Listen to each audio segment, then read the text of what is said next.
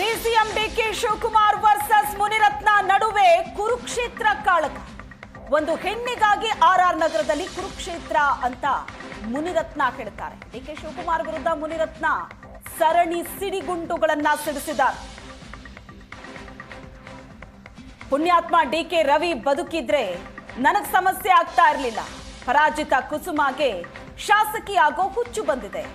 ಅವರ ಹುಚ್ಚಿಗೆ ನಾನು ಬಲಿಯಾಗ್ತಾ ಇದ್ದೀನಿ ಅಂತ ಮುನಿರತ್ನ ಹೇಳಿಕೆ ಕೊಟ್ಟರು.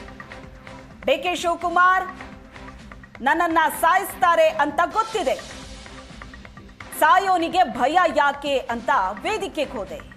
ನನ್ನ ಹಕ್ಕಿಗೆ ಚ್ಯುತಿ ಬಂದಿದೆ, ಡಿಕೆಶಿ ವಿರುದ್ಧ ಹಕ್ಕು ಚ್ಯುತಿ ಮಂಡಿಸುವೆ ಅಂತ ಮುನಿರತ್ನ ಹೇಳಿಕೆ ಕೊಟ್ಟಿರೋದು. ಡಿಕೆ ಕುಸುಮ ಜೊತೆಲಿ ಇಟ್ಕೊಂಡೆ ಸುತ್ತಾ ಇದ್ದೀರಿ. ನಾನೇನಾದ್ರು ಕೇಳಿದ್ನಾ? ಮಾತಾಡ್ದ? ನಾನು ಮಾತಾಡಿಲ್ಲ, ಏನು ಕೇಳಿಲ್ಲ.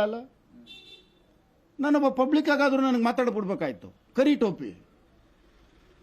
ಆಮೇಲೆ ನಾನೇನಾದ್ರು ಮಾತಾಡಿದ್ರೆ ಹೊಡಿಬೇಕು ಅಂತಾನೆ ಮೊದಲೇ ಇಟ್ಟಿದ್ರು. ಅದೇ ಪ್ರಕಾರ ಬಂದು ನನಗೆ ಎಳೆದಾಡಿ ನನಗಿಲ್ಲಿ ಒದ್ದು ನನ್ನ ಟೋಪಿ ಕಿತ್ಕೊಂಡು ಇಷ್ಟೆಲ್ಲ ನನಗೆ ಅವಮಾನ ಮಾಡೋಂಥದ್ದೇನಿತ್ತು?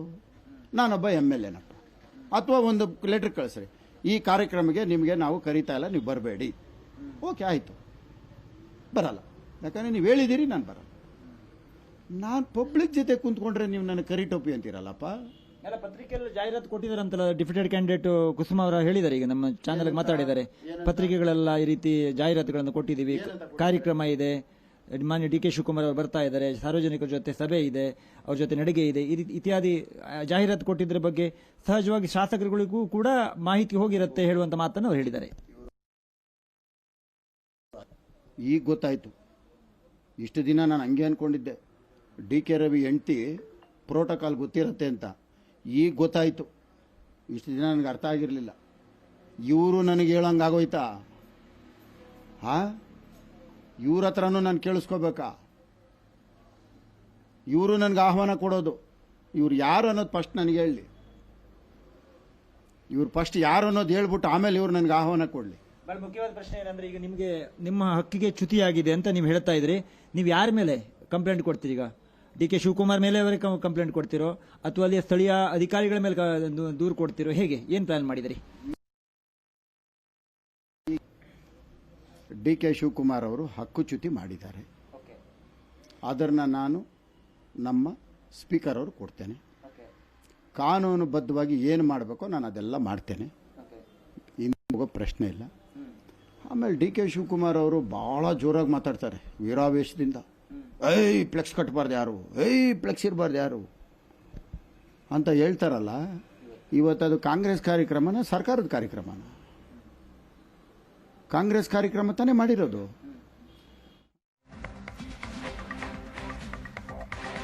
ನವೆಂಬರ್ ಕ್ರಾಂತಿಯ ನಡುವೆ ಮುನಿರತ್ನ ಮತ್ತೊಂದು ಬಾಂಬ್.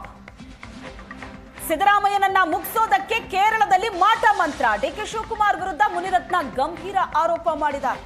ಏಷ್ಯಾನೆಟ್ ಸುವರ್ಣ ನ್ಯೂಸ್ಗೆ ಮುನಿರತ್ನ ಎಕ್ಸ್ಕ್ಲೂಸಿವ್ ಆಗಿ ಮಾತಾಡಿದ್ದಾರೆ.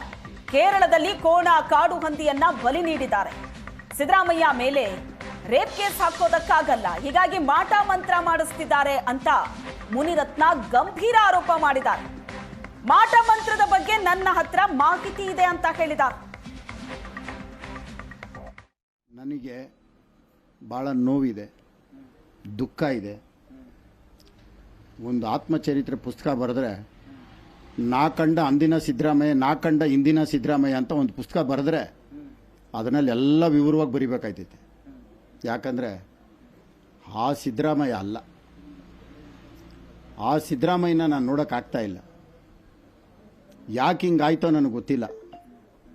ನನಗೆ ಇರೋವಂಥ ಅನುಮಾನ, ಸಿದ್ದರಾಮಯ್ಯನವ್ರಿಗೆ ಎಲ್ಲಿ ಕರ್ಕೊಂಡೋಗಿ ಏನಾದರೂ ಮಾಟ ಮಂತ್ರ ಮಾಡೋರೋ ಗೊತ್ತಿಲ್ಲ, ಅಥವಾ ಸಿದ್ದರಾಮಯ್ಯನವ್ರ ಭಾವಚಿತ್ರ ಇಟ್ಬಿಟ್ಟು ಬೊಂಬೆ ಮಾಡಲ್ಲೆಲ್ಲೋ ಕೇರಳದಲ್ಲಿ ಅಲ್ಲಿ ಇಲ್ಲಿ ಏನೋ ಹೋಗಿದ್ದು ಕೋಣ ಹೊಡೆದವ್ರೆ ಅಂತ ಗೊತ್ತಾಯ್ತು. ಸಿದ್ದರಾಮಯ್ಯನ ವಿರುದ್ಧವಾಗಿ ಕೋಣ ಬಲಿ ಕೊಟ್ಟವ್ರೆ ಅರ್ಧ ರಾತ್ರಿನಲ್ಲಿ ಅಂತ.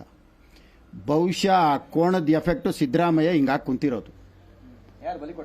ಬಲಿ ಕೊಟ್ಟವ್ರು ಇನ್ಯಾರು ಕೊಡ್ತಾರೆ? ಡಿಕೆ ಶಿವಕುಮಾರ್ ಮುಖ್ಯಮಂತ್ರಿ ಆಗಬೇಕು ಅಂದ್ಬಿಟ್ಟು ಪಾಪ ಆ ಸಿದ್ದರಾಮಯ್ಯನ ಮೇಲೆ ಮಾಡದೇ ಇರೋ ಮಾಟ ಮಂತ್ರಗಳಿಲ್ಲ. ಕೇವಲ ಹೇಳಿಕೆ ಅಥವಾ ನಿಮ್ಗೆ ಖಚಿತವಾದ ಮಾಹಿತಿ ಇದೆಯಾ? ನನಗೆ ಬಂದು ಮೂಗರ್ಜಿಗಳು ಬರಿತಾವ್ರೆ, ಎಲ್ಲ ಪತ್ರಗಳು ಬರೀತಾರೆ. ಸಿದ್ದರಾಮಯ್ಯನವ್ರು ಹಾಳಾಗೋಗ್ಬೇಕು ಅಂತ ಅಲ್ಲಿ ಕೋಣ ಹೊಡೆದವ್ರೆ, ಅಲ್ಲೇನೋ ಹಂದಿ ಹೊಡೆದವ್ರೆ ಕೇರಳದಲ್ಲಿ, ಅದು ಕಾಡಂದಿನೇ ಹೊಡಿಬೇಕು ಅಂತ ಹೇಳಿದ್ರಂತೆ. ಇದೆಲ್ಲ ನಡೀತವೆ. ಪಾಪ ಸಿದ್ದರಾಮಯ್ಯ ಹಳೆ ಸಿದ್ದರಾಮಯ್ಯ ಅಲ್ವೇ ಅಲ್ಲ, ಅದು ಏನಾಗೈತೋ ಗೊತ್ತಿಲ್ಲ. ಸಿದ್ದರಾಮಯ್ಯ ಹಾಗಾಗಲಿಕ್ಕೆ ಡಿ ಕೆ ಶಿವಕುಮಾರ್ ಕಾರಣ ಅಂತನಾ? ಮಾಟ ಮಂತ್ರಗಳು, ಬರೀ ಮಾಟ ಮಂತ್ರಗಳು. ಸಿದ್ದರಾಮಯ್ಯನವ್ರ ಮೇಲೆ ಯಾವುದೋ ರೇಪ್ ಕೇಸ್ ಆಗಿ ಜೈಲಿಗೆ ಕಳ್ಸೋಕ್ಕಾಗಿಲ್ಲ ಅಷ್ಟೇ, ಇಲ್ಲ ಅವ್ರಿಗೂ ಹಾಕ್ಬಿಟ್ಟಿರೋರು. ಅದು ಹೆಂಗೋ ಸದ್ಯಕ್ಕೆ ಅದೊಂದು ಪುಣ್ಯ.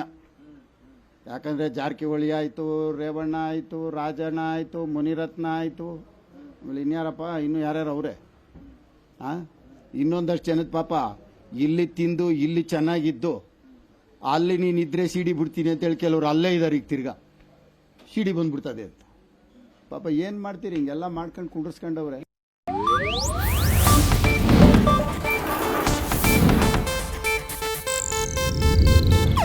ಇದು ಏಷ್ಯಾನೆಟ್ ನ್ಯೂಸ್ ನೆಟ್ವರ್ಕ್ ಪ್ರಸ್ತುತಿ.